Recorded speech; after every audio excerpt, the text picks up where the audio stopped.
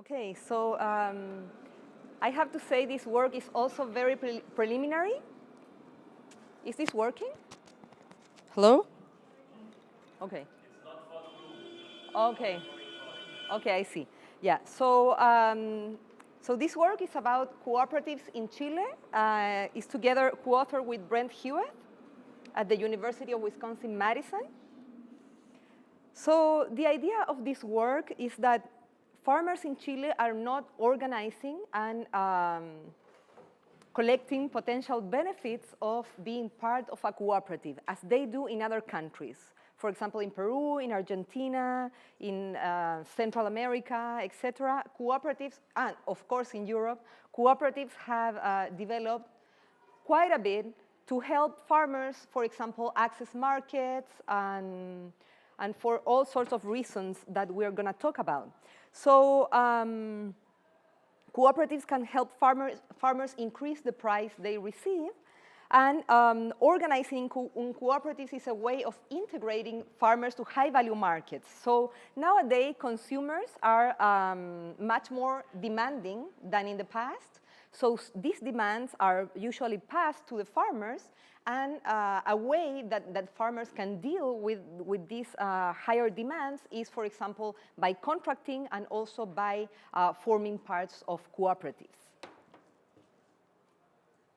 So as I said, so while cooperatives have expanded in the rest of the world, they haven't really done so in Chile, especially when talking about wine-grape cooperatives. So in total in Chile, there are about 5 wine. I say about because I think that there's only 4 now. So one that I thought that was active is not active anymore. So there are 4 wine-grape cooperatives in Chile, which is nothing. One of them is about 300 members. Another one is like 150. Then there's another one that may be 80. And then there's another one that is about 25 or something like that. So just a few farmers. And so the question is, why aren't most small farmers organized in cooperatives in Chile? When I talk about cooperatives here, I am including also farmer associations. So I'm using the word cooperatives a little bit loosely, okay? So some potential explanations, maybe you have some other ideas here too. So one potential explanation is the historical or institutional setting in Chile that forbidden somehow cooperatives at the time where Pinochet was ruling the country. This was between the 73 and the 1990s. So cooperatives were restricted at this time. So many of the cooperatives that existed, they disappeared.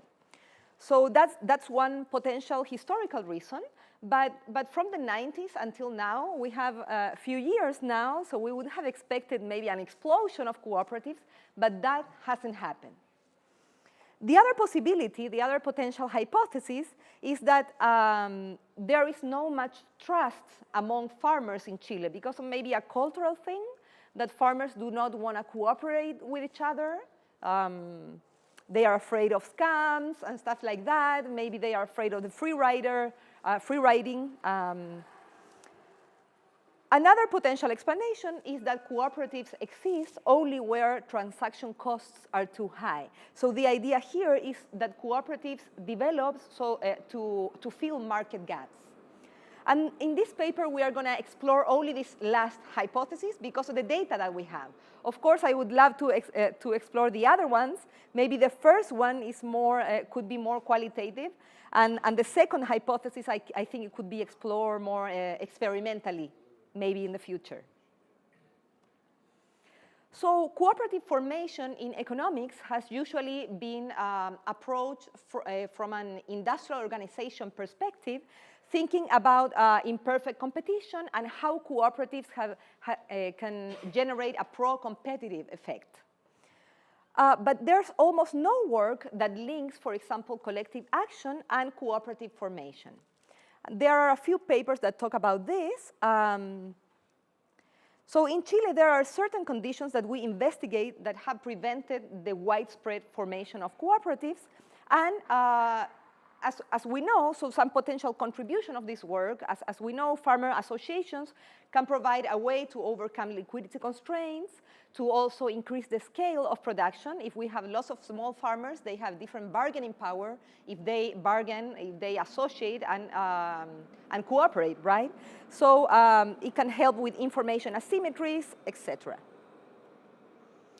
So I'm not presenting a model here. I'm just talking briefly about some ideas of a potential model that I could develop.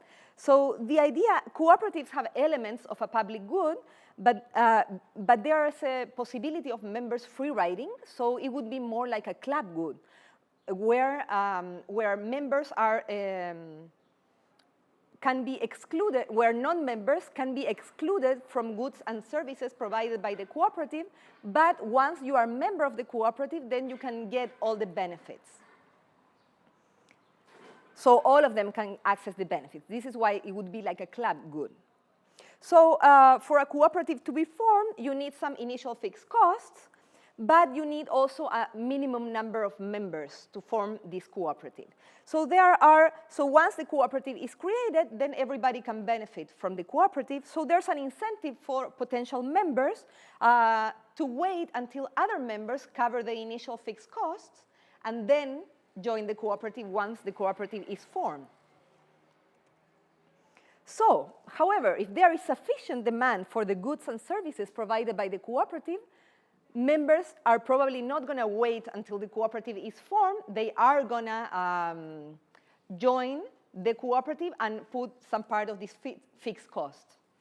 So in the case of wine-grape cooperatives, if there is no market available or located sufficiently close for farmers to sell their wine grapes, then farmers themselves may want to form a cooperative. So that would be the idea of the model. So to study cooperative formation, ideally we want to observe cooperatives before forming and after forming and compare the characteristics. But formation is difficult to predict unless it's exogenously encouraged. So in Chile, that hasn't been the case. So what we're going to do here, we're not going to study cooperative formation empirically per se, but we are going to study the determinants of participation in farmer associations at one point in time, considering the data that we have, which is cross-sectional. So the analysis is going to be close in spirit to what Holloway and others have done. They explore the impact of household-level transaction costs on participation in governmentally created milk groups. So the idea, they do an analysis based on a regression of marketable surplus on other characteristics, and they conclude that being part of a cooperative or of a milk group in their case, it does improve access or participation in the market. So we instead estimate the determinants that access the probability that a members belong to a wine-grape cooperative on characteristics that represent transaction costs. These are measures of isolation. As measures of isolation, we are going to use, of course, distance. We're going to use some distance measures. So we have a measure of distance to the main highway.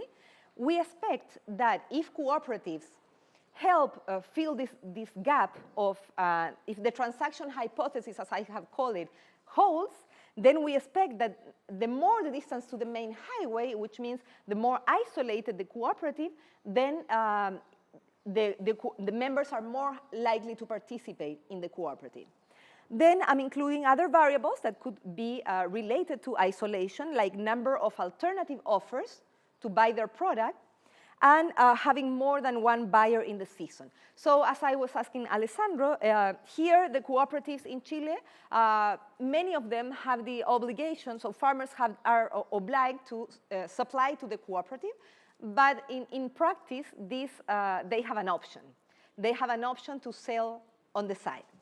So the number of alternative offers may matter, and also having more than one buyer. So if they have more buyers, or they have more alternative offers, I'm thinking that they are less likely to sell to the cooperative because there's a more dynamic market in that case. So they wouldn't be isolated in that sense. In terms of market infrastructure, the valley of production, valleys, I am exploring two valleys. So one of them, one is the Colchagua Valley and another one is the Maule Valley. So Maule Valley has less market infrastructure, which means less number of buyers and sellers, the roads are worse compared to Colchagua. Colchagua is more developed in this sense.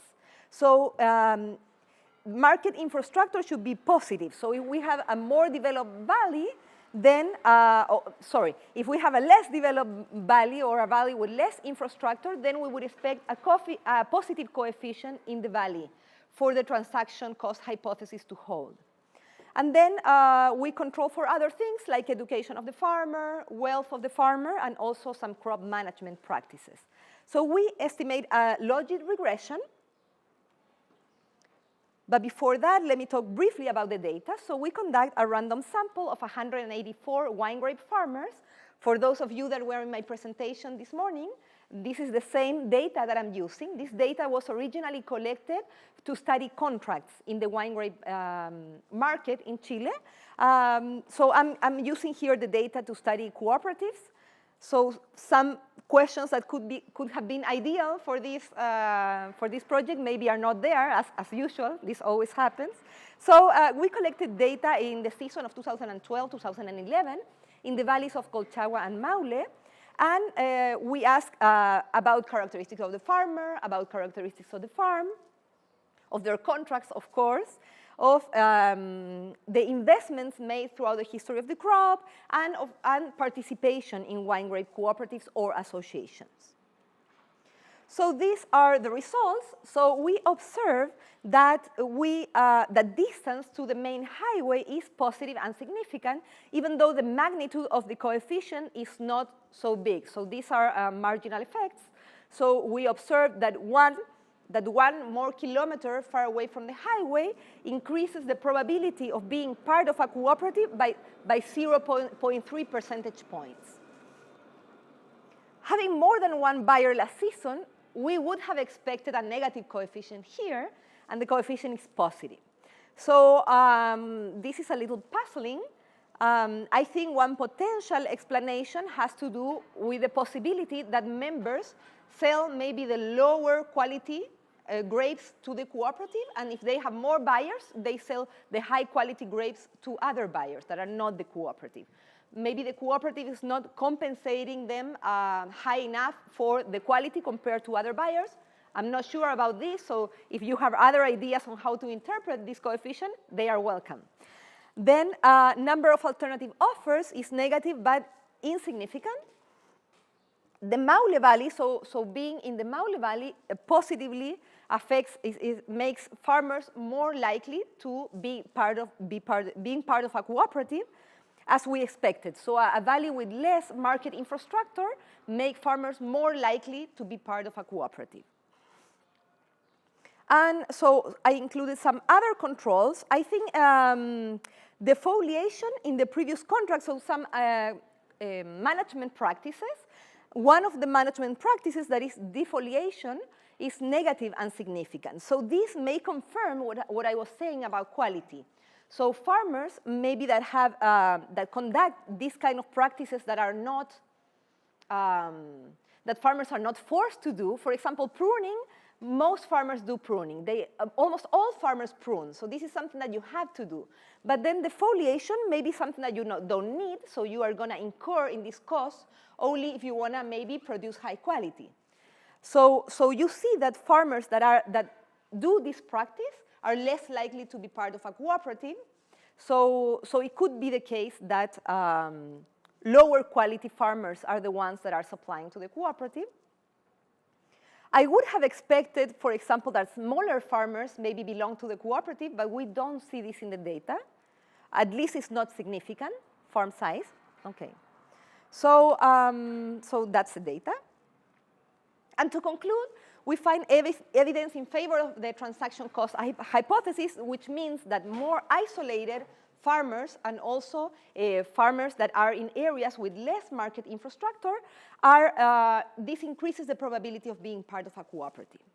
And some possible conclusion is that this study highlights the need for institutional changes designed to maybe promote farmer associations. But I think I have to be careful with that. So that's it. Any questions? Thank you.